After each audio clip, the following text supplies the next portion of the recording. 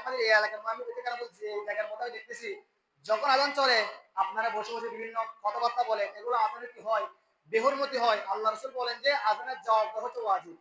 এখন আজানের জবাব কি মুয়াজ্জিন দিবে? না, আজানের জবাব দিবেন যারা শুনে তারা। মুয়াজ্জিনের কাছে আজান দেওয়া, উনি জবাব দিবে না, যারা আজান শুনতে পায় তারা জবাব দিবে। এখন আপনারা বসে কথা বলেন, আপনারা বসে বসে কি করেন, বিভিন্ন উশৃঙ্খলা বিশৃঙ্খলা কাজ কারবার করেন, এগুলোর দায়ভার আপনার থেকে নিতে হবে, কারণ মুয়াজ্জিন কখনো আপনাকে বলবে না আজানের জবাব দাও।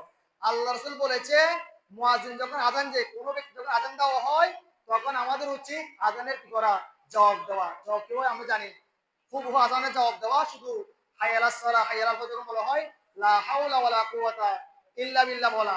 এরপরে আমি আরেকটা কথা বলছি, হচ্ছে কোনটা, এই যে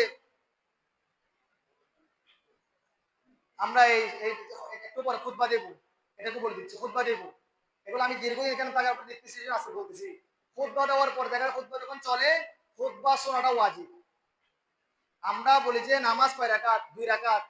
আল্লাহ রাসূল বলেন যে আর 2 রাকাত সওয়াব করে, আর 2 রাকাত নামাজ না, 2 রাকাত সওয়াব বলছে, এমন করে নামাজ বলছে। 2 রাকাত সওয়াব হচ্ছে যখন খুতবা দেওয়া হয় ওই খুতবাটা শ্রবণ করা।